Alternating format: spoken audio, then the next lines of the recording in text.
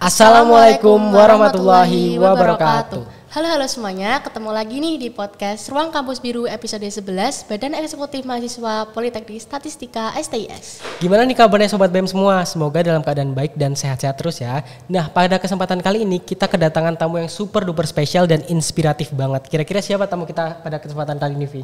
Nah, podcast kali ini kita ditemani oleh Kak Farhan. Kak Farhan ini merupakan mahasiswa aktif di Politeknik Statistika STIS tingkat 3 yang merupakan aktif dalam berprestasi dan juga berorganisasi nih. Karena Kak Farhan merupakan Wakil Ketua Badan Eksekutif Mahasiswa periode 2023-2024. Nah, sebelum pembahasan selanjutnya, izinkan kita untuk memperkenalkan diri sebagai podcaster yang akan menemani pada podcast episode kali ini. Kenalin, nama aku Vila Hanif dan juga rekanku. Nama aku Chandra Alvareza dan kami dari Biro Kajian Strategis Badan Eksekutif Mahasiswa Politeknik Statistika STIS.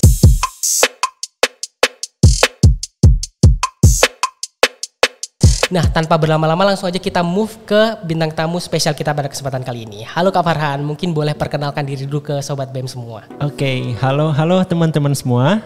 Perkenalkan, saya Muhammad Farhan, mahasiswa tingkat 3, program studi D4 Komputasi Statistik, Peminatan Sains Data.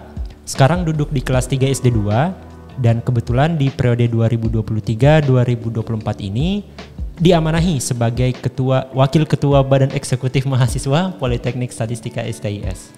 Wah, sebelumnya aku ingin ngucapin terima kasih banyak nih ke Kak Farhan karena telah meluangkan waktunya untuk bertukar cerita melalui podcast kita episode kali ini. Kak Farhan, gimana nih kabarnya? Alhamdulillah, sangat super baik sekali. Senang sekali bisa berkunjung ke studio teman-teman untuk menyukseskan ya podcast episode 11 Biro Kastrat. Nah, kalau kesibukannya akhir-akhir ini ngapain aja nih Kak Farhan? Oh iya, karena tingkat 3 gitu ya. Sekarang sementara sibuk mempersiapkan diseminasi PKL gitu ya. Karena kita sudah melaksanakan kegiatan lapangan. Tapi di satu sisi juga sibuk megang project bareng dosen gitu. Ada project gitu dan tentu perkuliahan yang kewajiban kita sebagai mahasiswa. Wah, sibuk banget ya Kak ya. Chan, aku sering banget tau lihat Kak Farhan di IG Polsat STIS yang menang banyak banget kejuaraan. Keren banget gak sih? Iya, keren banget gak sih? Aku tuh tiap kali ngeliat Kak Farhan ataupun teman-teman lainnya gitu di platform atau media sosial STIS tuh kayak ngerasa bangga sendiri gitu gak sih? Bangga banget. Nah, mungkin teman-teman semua ini kayak penasaran ya gimana caranya menjadi mahasiswa berprestasi dan apa sih rasanya menjadi mahasiswa berprestasi ala Kak Farhan? Nah, Kak Farhan boleh dong diceritain apa aja sih prestasi yang berhasil Kak Farhan raih nih selama kuliah di Polsat STIS? Iya, oke. Selama 3 tahun kuliah gitu ya di Polsat STIS, secara umum yang saya pernah juarai gitu ya, yang pernah saya juarai cuma ada di 3 bidang. Yang pertama di bidang infografis, yang kedua di bidang esai, kemudian yang terakhir analisis data. Nah, kalau yang di infografis sempat juara 1 di Infographics Challenge yang diadakan di Universitas Islam Bandung tahun 2022, juga di Pajajaran Statistik Olimpiade di Universitas Pajajaran tahun 2022 juga, dan mungkin yang terbaru di Statistik Festival Universitas Gadjah Mada tahun 2023. Kemudian kalau esai saya sempat juara 1 di Statistik Data Challenge Universitas Islam Bandung juga tahun 2023. Kemudian untuk bidang analisis data juara 3. Bukan juara 1, juara 3, tapi nggak apa-apa. Itu salah satu prestasi juga di National Data Challenge Universitas Negeri Padang tahun 2023.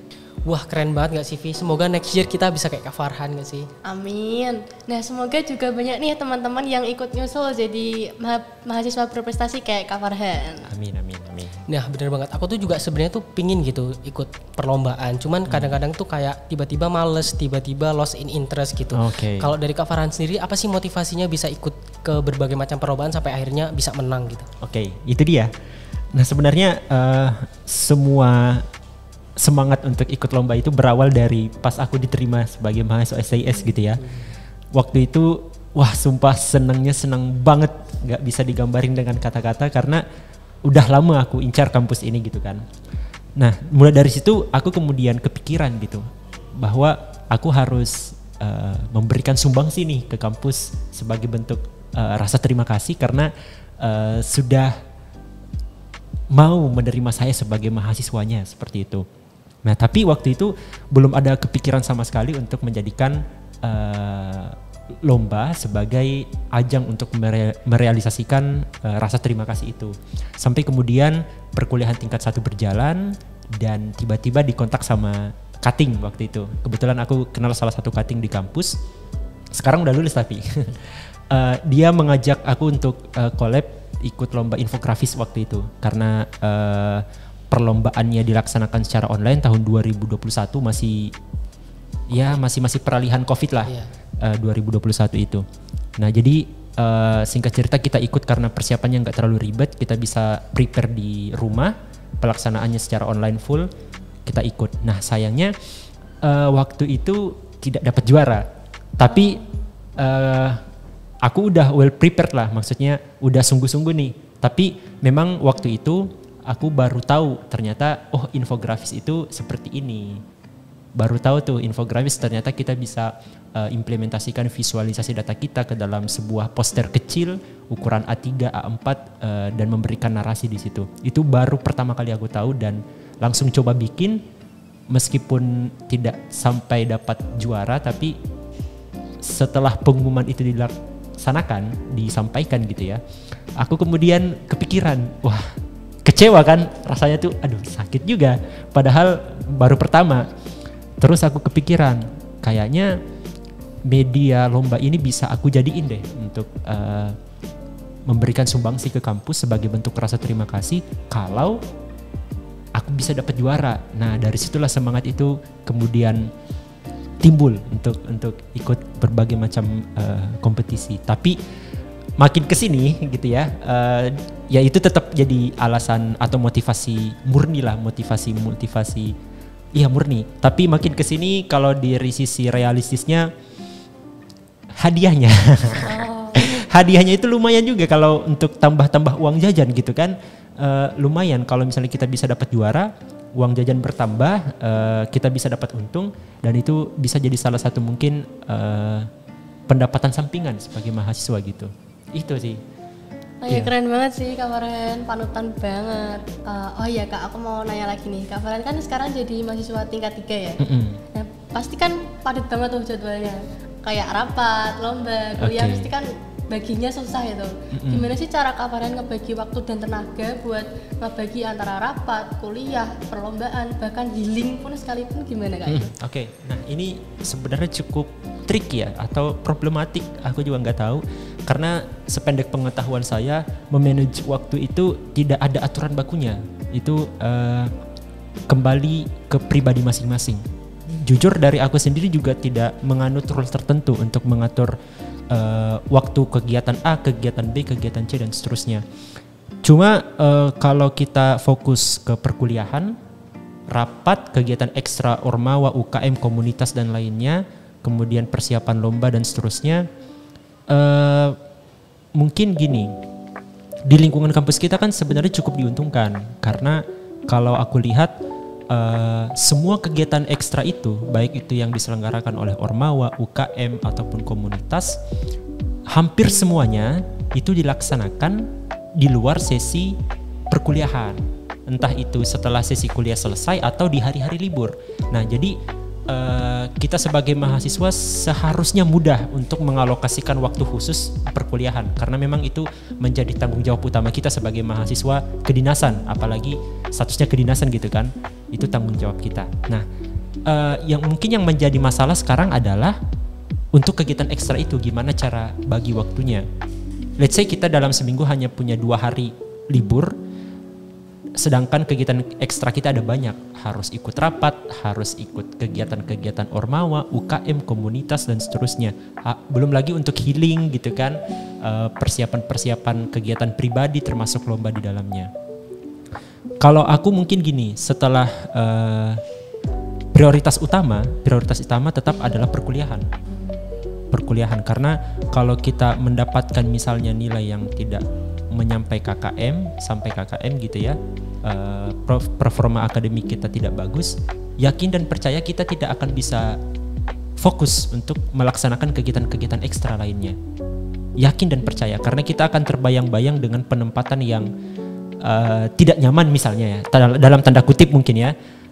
Kemudian mungkin apalagi tingkat 1 ada isu-isu drop out gitu kan, itu yang menjadi isu paling penting untuk diperhatikan. Jadi prioritas utama tetap perkuliahan. Nah jadi setiap sesi perkuliahan dimulai, sebisa mungkin maksimalkan sesi tersebut. Jadi selama perkuliahan dimulai, fokus ke materinya dulu aja, jangan fokus ke yang lain. Mungkin boleh tapi dominan perhatian kita tuh harus fokus ke perkuliahan. Nah baru setelah perkuliahan itu selesai, kita bisa fokus ke hal-hal ekstra lainnya sebagai bentuk mungkin rasa terima kasih kepada atau reward kepada diri kita pribadi karena sudah mengalokasikan waktu sekian jam untuk belajar gitu kan.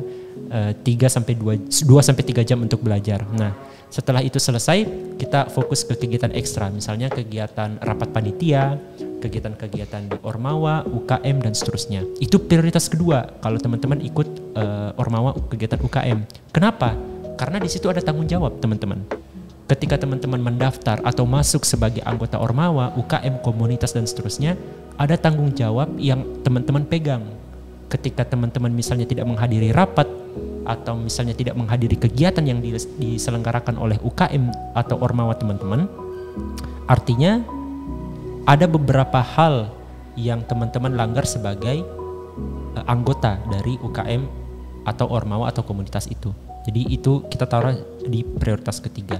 Nah baru setelah rapat dan kegiatannya selesai, kita bisa alokasikan beberapa jam atau beberapa hari bahkan ya waktu untuk mempersiapkan hal-hal yang sifatnya pribadi, termasuk lomba tadi. Kalau aku pribadi, persiapan lomba itu selalu aku lakukan di atas jam 9 malam. Jadi di bawah jam 9 malam itu diisi ke perkuliahan, belajar materi-materi kuliah, kemudian rapat atau kegiatan-kegiatan UKM. Karena selama sepengalaman saya ya, di 3 tahun di kampus, hampir tidak ada kegiatan UKM gitu ya, atau Ormawa atau komunitas yang dilaksanakan di atas jam 9 malam. Jadi jam 9 malam ke atas itu benar-benar bisa kita alokasikan secara khusus untuk kegiatan pribadi. Termasuk di dalamnya mungkin istirahat. Cuma karena kalau teman-teman memilih untuk bisa aktif di ketiganya, bagus performanya di akademik, aktif di kegiatan ekstra seperti UKM, komunitas dan seterusnya, kemudian juga aktif di perlombaan, otomatis harus ada yang dikorbankan dong. Mau tidak mau, mungkin durasi waktu atau alokasi waktu untuk healing kayaknya harus dipotong atau ditekan gitu ya. Mau nggak mau harus ada yang dikorbankan. Kalau teman-teman tidak bisa mengorbankan misalnya waktu healing, berarti antara performa akademik, kegiatan ekstra Ormawa UKM, dan perlombaan juga harus ada yang dikorbankan salah satu itu. Dan saya termasuk golongan yang memilih untuk mengorbankan waktu healing. Karena jujur dari aku sendiri sih sebenarnya untuk healing ya nggak terlalu muluk-muluk. Cukup tidur 2-3 jam, scroll sosmed, udah tenaga udah kembali lagi gitu.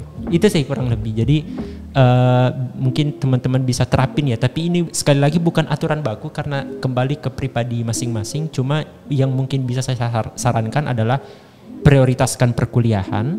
Kemudian kalau teman-teman ikut di UKM atau komunitas atau Ormawa, itu jadikan prioritas kedua karena ada tanggung jawab di dalamnya. Baru kemudian teman-teman bisa alokasikan sisanya untuk kegiatan-kegiatan pribadi termasuk persiapan lomba gitu. Berarti harus tetap prioritasin kuliah ya Mas? Iya.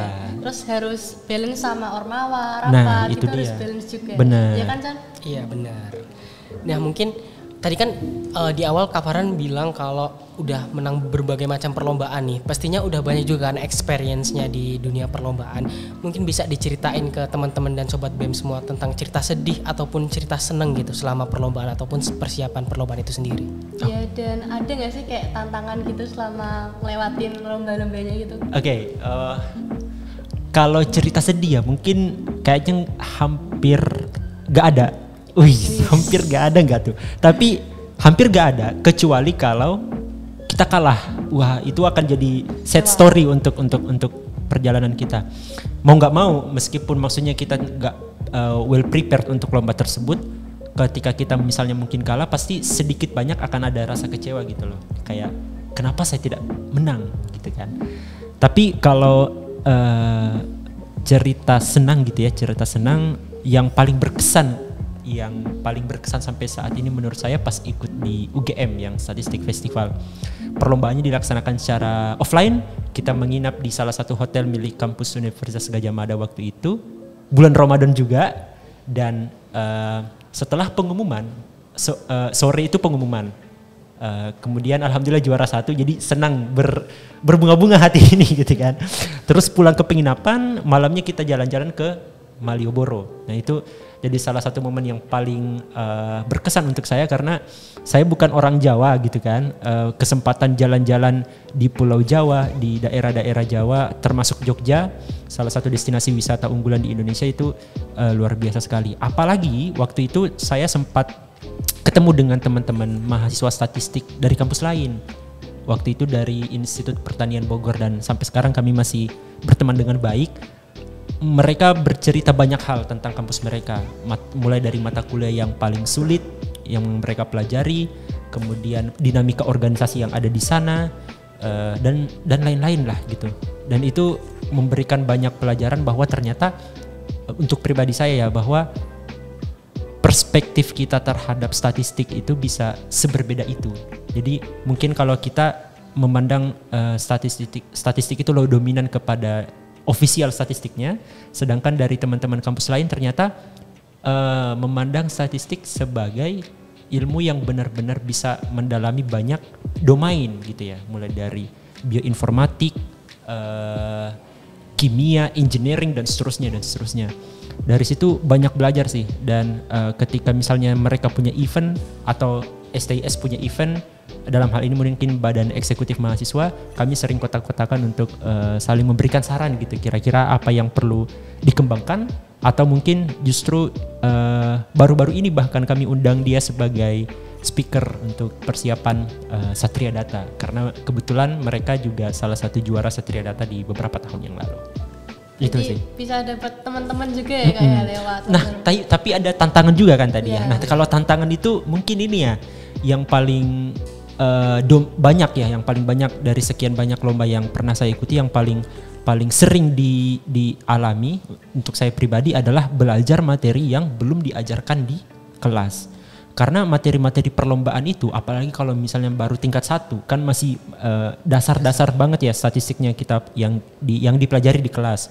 Kemudian kita memutuskan untuk ikut lomba, artinya kita harus siap untuk belajar hal-hal baru yang lebih advance dari apa yang diajarkan di kelas. Karena mungkin kalau misalnya bisa aja kita mencoba untuk mengaplikasikan basic statistik di tingkat 1, tapi probabilitas untuk menang itu mungkin tidak sebesar kalau teman-teman bisa mempelajari materi-materi statistik yang lebih advance dan menerapkan itu di perlombaan gitu. Jadi harus siap sih untuk belajar materi-materi baru secara otodidak gitu ya. Karena nggak mungkin persiapannya cuma 1 bulan. Dalam 1 bulan itu teman-teman cari pembimbing mungkin bisa, tapi di banyak momen mungkin akan kesulitan untuk menemukan pembimbing pribadi gitu. Jadi harus siap belajar materi baru secara privat kali ya. Mungkin itu sih. Walaupun tantangannya susah banget itu kayaknya, tapi Kak tetap nyoba bisa lewatin itu ya. Tetap nyoba demi hadiahnya. Itu dia. Nah mungkin selanjutnya ini dialami banyak sama teman-teman dan aku juga pribadi gitu, ketika kita mau terjun atau ikut perlombaan itu kayak ada rasa malu, insecure sendiri dan takut kalah gitu, padahal belum mulai. Kalau dari Kak Farhan sendiri tuh gimana sih caranya untuk mengcounter perasaan-perasaan yang nggak bagus itu? Oke, perasaan malas, perasaan tidak percaya diri, perasaan insecure gitu-gitu ya untuk ikut lomba. Setiap ikut lomba pasti akan ada rasa insecure teman-teman. Se-overpower apapun kita, sepandai apapun kita gitu ya, saya yakin akan ada rasa tidak percaya diri.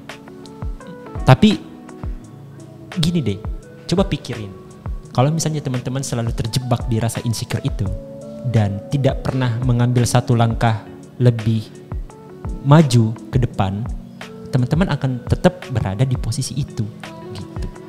Jadi perkara apakah nanti menang atau tidak, yaitu sebisa mungkin dijadiin prioritas kedua. Kita coba dulu aja paling tidak kita bisa mengukur sampai mana nih level kemampuan kita. Kalau misalnya kita menang, oke, berarti level kita emang sudah ada di situ. Tapi kalau misalnya kita kalah, ya it's okay, nggak apa-apa. Dunia juga nggak akan kiamat kalau kita kalah kan. Paling tidak yang jadi PR adalah kita bisa mencari tahu letak kesalahan kita di mana, kekurangan kita di mana, gitu kan. Kalau misalnya infografis, kira-kira mungkin dari sisi visualnya yang kurang atau jenis grafik yang kurang, gitu kan. Kalau misalnya esai mungkin ada beberapa aspek penulisan yang kita abaikan. Kalau dari sisi analisis data mungkin ada tahapan analisis yang kita lewatkan atau yang belum kuat kita di sana, itu yang perlu kita poles, itu yang perlu kita perbaiki. Jadi itu, kalaupun kita kalah, setidaknya kita dapat pelajaran gitu. Itu sih kurang lebih ya. Jadi yang penting jalanin aja. Jalan dulu aja. Masalah kita kalah, masalah kita menang itu urusan kedua. Percaya diri aja. Percaya diri dulu aja. Nah, aku mau tanya juga nih ke Kak Farhan. Kan pasti teman-teman belum ada yang tahu nih kayak manfaat prestasi buat di dunia kerja atau di masa yang akan datang itu apa aja dan seberapa penting sih punya sebuah prestasi itu? Oke. Kalau konteksnya kita bawa ke masa kerja gitu ya, supaya lebih relate ke mahasiswa Polsat STIS yang akan langsung kerja setelah lulus, setidaknya mungkin ada 3 manfaat ya, setidaknya. Paling minimalnya ada 3 manfaat yang bisa kita dapetin dan bisa kita implementasikan di dunia kerja nantinya. Yang pertama adalah kita bisa mengembangkan nih keterampilan-keterampilan yang sifatnya teknis. Misalnya berpikir kritis, problem solving, dan bekerja dalam tim. Nah, sepengalaman saya, 3 teknik ini sering banget ditemui, hampir ada di seluruh lomba, khususnya lomba yang bertema statistik gitu ya. Karena format kepesertaannya biasanya dalam bentuk tim, kemudian kita dikasih data, kemudian dikasih masalah, kemudian kita dituntut untuk mencari solusi berdasarkan data yang diberikan tersebut. Otomatis kita perlu menerapkan kegiatan berpikir kritis tadi untuk menghasilkan inovasi yang atau solusi yang inovatif gitu ya. Kemudian yang kedua adalah kita bisa dapat pengalaman yang sifatnya praktis. Kenapa? Karena bisa dibilang hampir semua jenis lomba, ini tidak terbatas di lomba-lomba statistik ya, memberikan statement, memberikan perkara yang sifatnya benar-benar real gitu. Apalagi kalau kita berbicara lomba-lomba yang khusus statistik gitu ya, data-data yang diberikan itu bukan lagi data dummy, tapi data yang benar-benar real gitu. Akan sering kita temui data-data yang seperti itu di dunia kerja. Maksud data real ini misalnya adalah observasinya banyak, bisa ratusan ribu, bisa puluhan ribu, ratusan ribu dan seterusnya. Tapi ketika teman-teman masuk dan mencoba ikut di lomba tersebut, artinya teman-teman akan terbiasa untuk mengolah jenis data yang seperti itu gitu kan.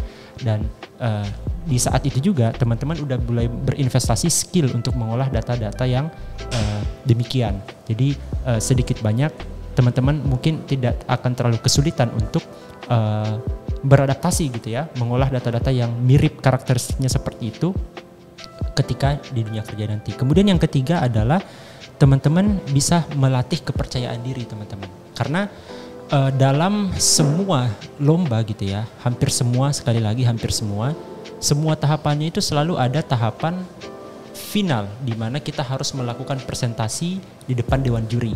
Nah, kita tahu kan bagaimana mekanisme presentasi itu seperti apa. Kita harus menjelaskan atau memberikan informasi sedetil mungkin, sebagus mungkin di hadapan dewan juri, dan dalam prosesnya itu akan membantu kita melatih kepercayaan diri, melatih kita menguasai materi, melatih kita untuk melakukan komunikasi 2 arah dengan juri dalam hal itu. Kemudian apalagi kalau ada sesi tanya jawab gitu kan, di situ di sesi tanya jawab itu akan ada keahlian negosiasi sebenarnya, karena pertanyaan-pertanyaan yang diberikan oleh dewan juri itu sifatnya sebenarnya menekan, mengkritik apa yang kita sampaikan sebelumnya. Nah, kemudian ketika kita terbiasa untuk memberikan jawaban, terbiasa untuk mengcounter pertanyaan-pertanyaan yang diberikan oleh dewan juri, saya pikir keahlian negosiasi sudah terlatih di situ. Karena sepemahaman saya gitu ya, negosiasi akan sedikit banyak bersinggungan dengan bagaimana kita mempertahankan argumen atau informasi yang telah kita sampaikan sebelumnya, dan itu banyak dilatih di sesi tanya jawab dengan Dewan Juri. Kayaknya kurang lebih 3 itu yang paling kelihatan gitu ya, manfaat dari ikut lomba untuk bisa kita implementasikan di masa kerja nantinya. Itu masih 3 ya, tapi Masih ternyata 3. masih banyak juga kan yang Harusnya masih banyak lagi gitu. Oke, mungkin selanjutnya aku bakal tanya soal kegagalan nih Kak. Pasti kayak kegagalan tuh udah gak asing banget gak sih buat Kak Farhan? Nah tapi sebagian teman-teman nih kalau misalkan baru gagal tuh udah langsung gak mau ikut lagi gitu, kayak langsung stop gitu. Nah kalau dari Kak Farhan sendiri gimana sih caranya biar tetap semangat gitu walaupun udah gagal berkali-kali. Oke. Mungkin gini ya, sebagai informasi gitu ya, saya sampai sekarang sudah tidak bisa menghitung berapa jumlah lomba yang saya daftari, dan karena itu saya juga sudah tidak bisa menghitung berapa kali saya gagal gitu ya, saking banyaknya. Cuma yang selalu menjadi motivasi atau landasan motivasi saya untuk terus ikut lomba lagi dan lagi adalah saya ingin tahu kapabilitas diri saya itu udah di level mana gitu. Karena seperti yang saya jelaskan sebelumnya bahwa kalaupun kita gagal dalam mengikuti lomba, setidaknya kita bisa tahu yang salah dari kita yang mana, yang kurang dari diri kita yang mana.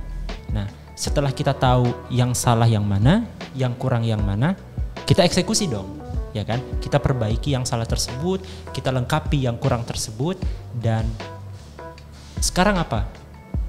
Sekarang tentu kita pengen tahu apakah itu benar-benar berhasil, benar-benar work gitu, benar-benar bisa mengimprove apa yang kurang atau apa yang salah dari kita sebelumnya. Dan satu-satunya cara untuk tahu itu adalah dengan ya ikut lomba lagi gitu.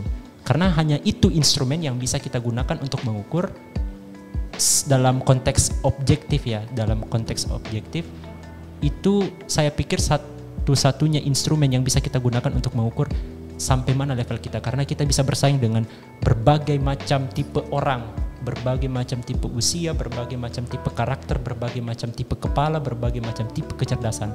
Jadi yang selalu menjadi motivasi saya adalah kalau gagal, oke, aku gagal, aku tahu salahnya di mana, aku tahu kurangnya di mana, saya perbaiki, saya ingin tahu nih sebenarnya sudah improve atau belum gitu kan. Makanya saya coba lagi.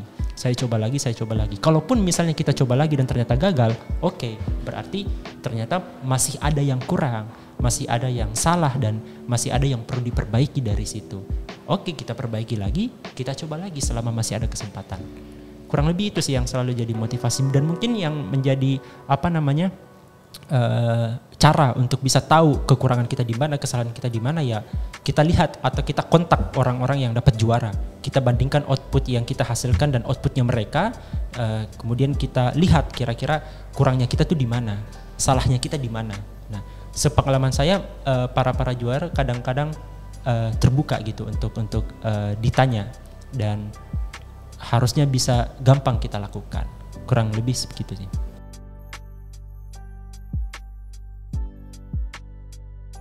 Closing statement mungkin satu kalimat kali ya, hope for the best but prepare for the worst. Itu mungkin bisa menjadi mantra untuk teman-teman bisa tetap semangat, hope for the best. Bayangkan kalau misalnya teman-teman bisa menang, dan tetap prepare for the worst-nya, prepare untuk hal-hal yang mungkin paling buruk, kemungkinan terburuk yang teman-teman bisa jalani. Tetap semangat, pasti bisa. Nah teman-teman, dengan mendengar cerita dari Kak Farhan tadi, jangan takut ya untuk memulai jadi mahasiswa yang berprestasi, ya kan Chan? Iya, yang pastinya kita harus terus langsung lakukan aja, nggak usah malu, nggak usah insecure, nggak usah takut gagal, pokoknya jalanin aja. Kita jadi tahu seberapa penting sih prestasi itu, dan dari kisah inspiratif Kak Farhan tadi bisa dijadikan teladan nih untuk teman-teman yang mau nyusul jadi mahasiswa berprestasi seperti Kak Farhan.